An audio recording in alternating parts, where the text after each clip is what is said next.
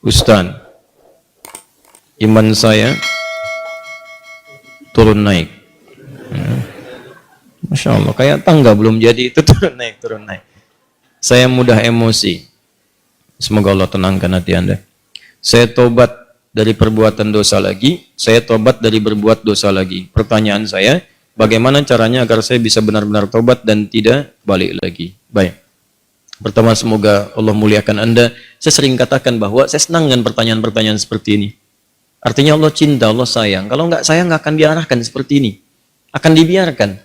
Ya, pelaku maksiat yang tidak mendapatkan hidayah dari Allah, apalagi ada istidraj, tidak sadar bahwa dia berbuat salah dan mempertahankan kesalahannya, kemudian terus berbuat salah, itu yang berbahaya.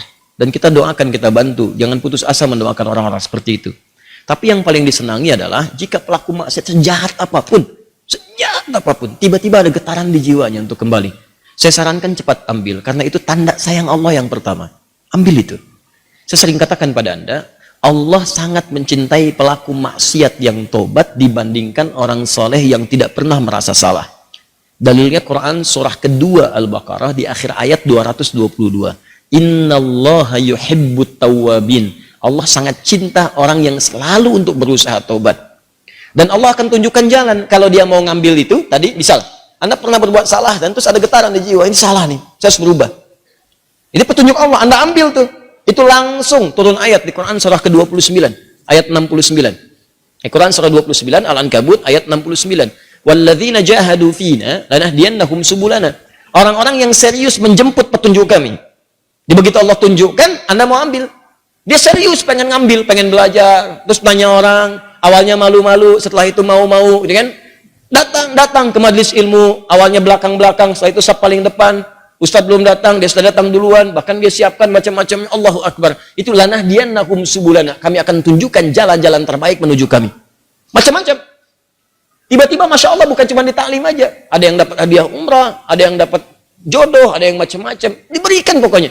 Jadi yang pertama diberikan itu bukan dunia dulu, ketenangan hati dulu. Jadi kalau Anda hijrah, yang diberikan pertama kali ketenangan jiwa.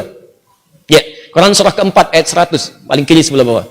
Wa may yuhajir fi sabilillah yajid fil ardi muraghaman katsiran wa sa'ah. Orang yang mau berhijrah ke jalan Allah akan diberikan oleh Allah itu pertama sa'ah tuh. Kelapangan dalam jiwanya, tenang gitu, kenikmat. Ada sesuatu yang nggak pernah Anda peroleh sebelumnya. Biasa kumpul-kumpul, main-main, ya, menjelang Isya, maghrib, malam-malam cuma nonton, tiba-tiba taklim. Ikut ke majelis ilmu. Awalnya mungkin penyesuaian, lama-lama jadi enak gitu. Ada sesuatu yang kerasanya saya kemana aja selama ini. Saya kemana aja gitu. Ini nikmat. Bahkan kalau udah dapat halawatul iman, nikmatnya iman, itu ketinggalan sekali kayak nyeselan tuh. Saya ketinggalan nih gitu. Saya ketinggalan. Ya sama. Dulu-dulu salat fardu biasa ketinggalan. Tapi kalau sudah nikmatnya iman, ketinggalan salat sunnah, wah, kayaknya ada penyesalan dalam diri Anda. Itulah kenikmatan iman. Nah sekarang, kalau kemudian Anda bertanya, Ustadz saya pengen tobat. Saya ini pengen tobat, tapi saya ini berbuat salah lagi. Kadang naik, kadang turun, kadang naik, kadang turun. Naik turun itu biasa. Itu di Al-Bukhari disebutkan di Kitabul Iman, kitab yang pertama. Ada 57 hadis di situ. Kalau iman sedang naik turun, kata Imam Al-Bukhari, buka kitab saya. Dari 97 kitab, 97 pembahasan pertama babul iman, Kitabul Iman 57 hadis. Di antara hadis yang mengatakan al-imanu yazidu wa yantaqis. Iman itu naik dan turun. Kadang naik, kadang turun. Yazidu bit ta'at. Rumusnya kalau pengen naik, maka kuatkan iman itu dengan mengerjakan banyak ketaatan. Ketaatan itu buahnya amal soleh. Kerjakan amal soleh. Amal soleh itu detailnya adalah pekerjaan-pekerjaan ibadah. Sholat, amal soleh. Jadi kalau iman sedang turun, pengen dinaikkan, maka perbanyak amal soleh. Ya, amal soleh. Ini. Karena itu dalam Al-Quran kalimat iman sering disandingkan dengan amal soleh. Quran surah 103. Wal 'asr innal insana lafi khusr illa alladziina amanu wa 'amilus shalihat. Iman wa 'amilus shalihat. Ini amal saleh. Detilnya amal saleh nampak pada ibadah. Makanya setelah kalimat iman kadang ada detilnya ibadah. Kalimat iman pertama Al-Baqarah ayat 3. Alladziina yu'minuna bil ghaib wa yuqimunas shalah. Salat wa mimma razaqnahum infaq. Ya ayyuhalladzina amanu, Al-Baqarah 183, kutiba alaikumus yang puasa tuh. Ini. Jadi kalau iman merasa sedang lemah, sering terdorong berbuat yang kurang bagus, pengen dinaikin, maka rumus cepatnya adalah cepat buru amal-amal soleh. Paksakan. Paksakan untuk mengerjakan. Yang biasa fardu tambah sunnah. Rawatib dulu, latihan. Rawatib. Mutlak, malamnya coba tahajud, walaupun 2 rakaat dulu. Nanti kalau sudah terbiasa, kalau soleh itu sudah baik, rumuskan gini, hidup itu berpasangan. Semua berpasangan. Quran surah 51 ayat 49, paling kiri, agak sedikit ke bawah. Wa min kulli syai'in khalaqna zawjaini la'allakum tadhakkarun. Semua selain aku, kata Allah, aku ciptakan berpasangan, supaya kalian sadar, cuma aku yang tidak punya pasangan. Kata Allah, semua selain aku berpasangan. Yang hidup berpasangan. Ya, laki-laki lawannya perempuan. Jantan hewan lawannya betina. Putik tumbuhan, Allah. Lawannya benang sari. Siang lawannya malam. Putih lawannya hitam. Sama persis, baik lawannya buruk. Saya ulang, baik lawannya buruk. Amal soleh lawannya amal salah. Jadi ada yang soleh, ini baik. Ada yang salah, nah ini buruk. Kalau orang sudah biasa baik, maka yang buruk akan tenggelam. Ya, waqul ja'al haqq wa zahaqal batil innal batila kana zahuqa. Quran surah 17 ayat 81. Paling kiri perkenahan. Ya, katakan kalau yang baik itu pasti muncul. Kalau sudah yang baiknya muncul, buruknya tenggelam. Sebaliknya, kalau buruknya dominan naik ke atas, baiknya tenggelam. Orang sering berkata-kata baik, maka mohon maaf lisannya akan sulit berkata kotor. Silakan Anda cek, orang yang berkata-kata baik mau berkata kotor tuh nggak bisa. Sama dengan orang terbiasa lisannya kotor, mau berkata baik nggak bisa. Preman dengan preman berpapasan, apa mungkin mengatakan Assalamualaikum bro? Nggak ada. Gimana kayak? Apain gitu? Kiai dengan kiai nggak mungkin berkata kotor. Ustadz dengan ustadz mustahil, ahli taklim dengan ahli taklim. Assalamualaikum akhi, waalaikumsalam akhi. Assalamualaikum ukhti, waalaikumsalam. Jadi seperti itu.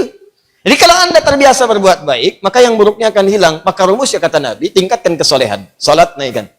Paksakan. Gini, saya kasih doa ya, cepat ya. Untuk menguatkan hati. Ini kalau Anda bisa kerjakan, sedang malas, bacakan dan kuatkan pada hati Anda. Kuatkan. Insya Allah nanti Allah turunkan kekuatan dan Anda bisa kemudian maksimalkan. Allahumma. Ikut aja. Allahumma paksain. Ya. Paksa. Dah. Ganti. Serius. Allahumma ajbirna. Allahumma ajbirna. Ajbirna. Ini bahasa Arabnya. Allahumma paksain.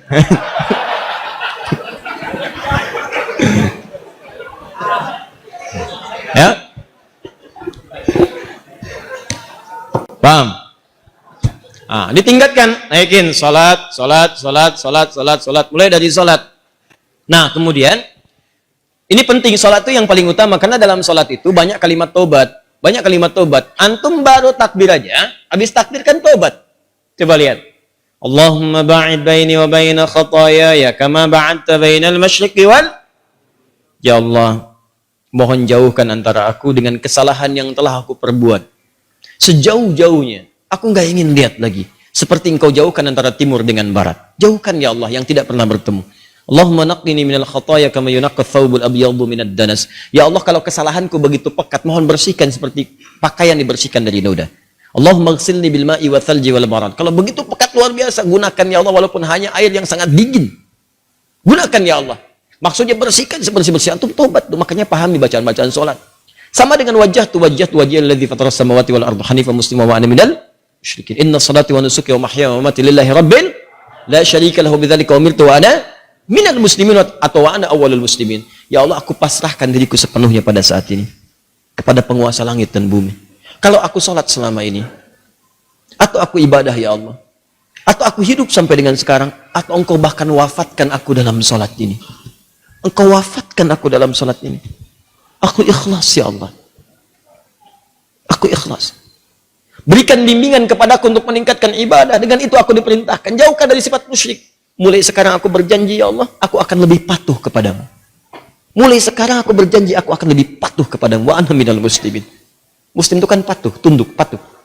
Jadi kalau Anda mengatakan kalimat itu habis salat berbuat maksiat lagi, Anda berkhianat dengan kalimat Anda. Makanya sering katakan, pahami bacaan sholat, pahami. Anda akan mengerti betapa nikmatnya sholat ketika Anda memahami bacaan-bacaannya. Itu kalimat pertama.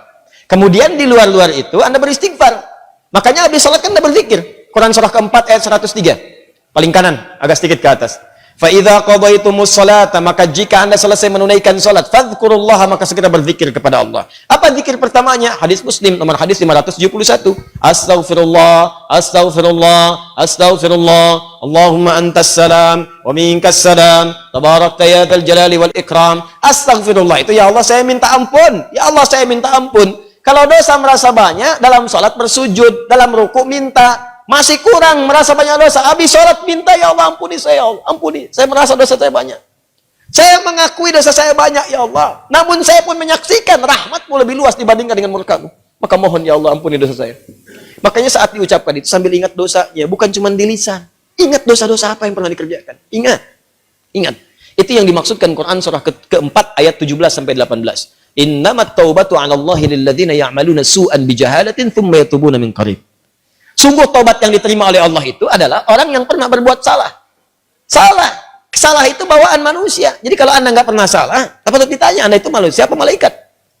Cuma malaikat yang nggak pernah salah. Quran surat 66 ayat ke-6 paling kiri sebelah atas. La ya'sunallaha ma amarahum wa yaf'aluna ma yu'marun. Malaikat nggak pernah salah, nggak pernah bermaksiat, mengerjakan tugas sesuai tupoksinya. Nggak pernah bermaksiat. Apa pernah Anda dengar malaikat Jibril korupsi ayat? Nggak ada. Apa pernah malaikat sering tukeran tugas? Nggak ada. Jibril, sini. Kenapa? Saya jengkel banget sama orang itu. Ente yang cabut nyawanya deh. Kata malaikat maut, nggak ada. Semua sama sesuai tugasnya masing-masing. Jadi kalau Anda mengharapkan kesempurnaan dari seseorang, percuma. Karena Anda manusia.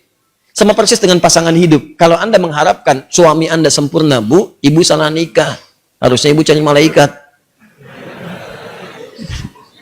Cuma malaikat gak punya nafsu. Jadi kalau ada suami salah, wajar namanya manusia. Jangan diekspos kesalahannya. Demikian juga istri kalau keliru, wajar namanya perempuan manusia. Kecuali malaikat. Papa kenapa sih gak pernah mengertiin aku? Mama, papa ini manusia, bukan malaikat. Mama juga bukan setan kan? Kalau setan sebaliknya. Selalu kenal salah, gak kenal benar.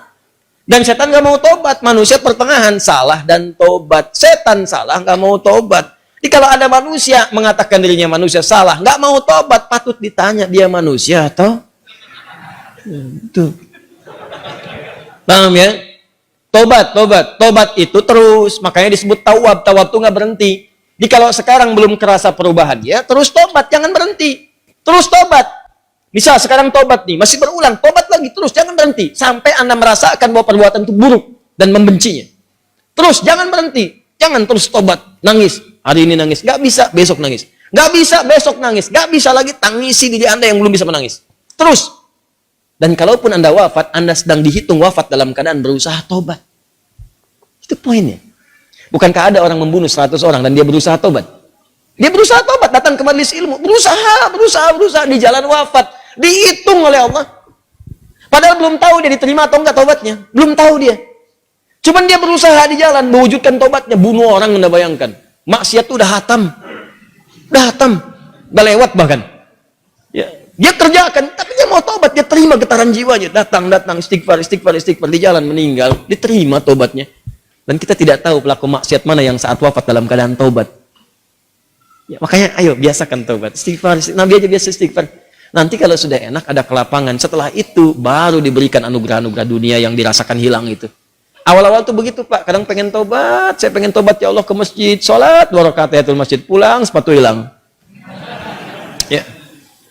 Kadang-kadang begitu. Karena Allah kalau sudah senang dengan seorang hamba, yang kurang baik dibuang-buang. Buang. Nanti didatangkan lagi yang baik. Kalau Anda sabar.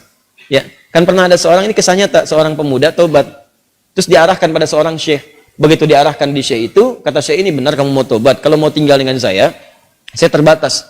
Yang ada cuma kurma, minum air putih. Nggak apa-apa syekh, saya mau tobat. Tinggal di situ. Sehari, 2 hari, 3 hari. Begitu 3 hari, setan datang. Kadang-kadang setan itu datangnya kepada orang tobat, gak seketika. Nanti, beberapa waktu, diarahkan kepada maksiat. Jadi kisah nyata, setan membisikkan kepada dirinya, guru kamu ini, syekh kamu, ini sabar banget, makan cuma kurma, air putih. Kamu sudah mulai kuat. Coba berbakti kepada gurumu, carikan makanan. Bagus awalnya. Keluar dia, carikan makanan. Begitu keluar, nyari-nyari nggak dapat, lompat tetangga, bakat malingnya dipakai lagi. Naik bakat pencurinya. Nggak dapat, lewat lagi, begitu rumah kedua, belum manjat, sudah mencium bau enak, bau makanan. Manjat dia ke atas tembok, begitu manjat, lihat ada tungku, ya. Di situnya di atasnya kemudian ada satu panci, ya. Kemudian dia ke situ, begitu dibuka, Allahu Akbar, 3 terong, enak banget kayaknya, baunya, yang sudah matang. Ya, dibisikkan ke telinganya, coba dulu aja, kalau enak, ambil. Berikan kepada gurumu. Syekhmu kan orang terkenal di sini. Kalau cuma ngambil dikasih tahu buat gurumu, pasti orang paham. Tuh, kadang-kadang begitu tuh. Mangga itu ambil aja kalau ditanya buat Ustadz Hadi. Awas suami-suami itu. Papa lagi di mana? Sama Ustadz Adi. Nah, hati-hati itu. Kalimat-kalimat padahal enggak misalnya kan? Baik. Nah, begitu proposalnya tuh. Akhirnya dia coba dikunyah. Begitu dikunyah kemudian, nah karena dia sudah tobat, itu ada petunjuk di hatinya. Jadi kalau orang sudah bersih itu kemudian berbuat maksiat, nanti ada yang namanya burhan mirabbi. Ya, petunjuk Allah seperti Nabi Yusuf menerima burhan. Ini salah. Ya, cahaya kebaikan yang diberikan oleh Allah kepada seseorang yang tergerak berbuat maksiat. Di hatinya mengatakan jangan lakukan itu salah. Nah dia begitu, jangan lakukan itu keliru, itu salah. Begitu mendengar suara tadi dia muntahkan, ini kisahnya tadi muntahkan seketika. Dan dia lari. Dan dia ingin ceritakan kepada gurunya bahwa dia telah berbuat salah. Dia pengen dituntun, salah saya pengen tobat. Balik lagi. Begitu balik lagi ke tempat gurunya, qadar Allah, begitu pulang ke masjid gurunya, ternyata gurunya sedang berhadapan dengan seorang perempuan. Di luarnya ada bapaknya nunggu, seorang laki-laki tua. Begitu sedang berhadapan, lihat anak muda tadi dipanggil, ya bunaya ta'ala, anak sini, sini. Ya, begitu datang, diceritakan sama gurunya, ini ada seorang perempuan datang pada saya, dia baru ditinggal wafat oleh suaminya, selesai masa iddahnya, dia datang pada saya untuk dicarikan jodoh. Saya tawarkan pada kamu, maukah engkau menjadi jodohnya? Nah, kalau Anda dalam situasi seperti itu tuh, wah, udah datang mau tobat, masuk masjid ada durian tuh kan? Wah, perempuannya cantik, tinggal wafat kemudian oleh suaminya, belum ada keturunan dan seterusnya, baru aja menikah, selesai masa iddah, ditawarkan pada Anda, mau nggak? Nah, lalu laki-laki ini berkata, guru, saya khawatir tidak bisa memberikan apa yang membutuhkan, saya saja kesini numpang. Apa jawab gurunya? Kamu nggak usah khawatir, dia diwarisi harta yang sangat banyak, dia kesini hanya mencari pria soleh yang ingin jadi suami yang mampu membimbing dia ke surga. Kira-kira kalau ada jawaban seperti itu, apakah Anda bersedia atau tidak menolak sama sekali?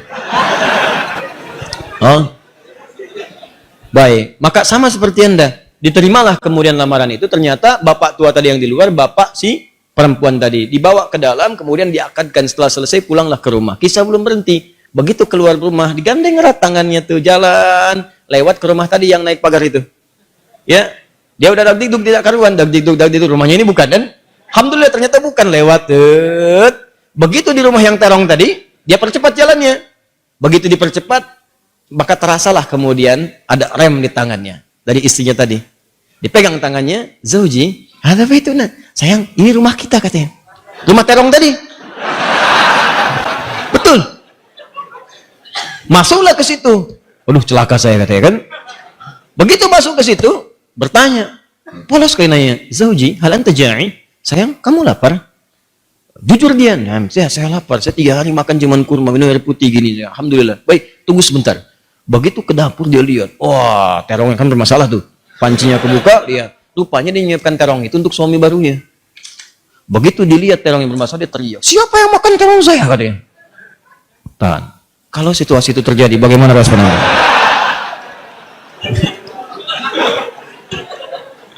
Jangan bilang itu kucing.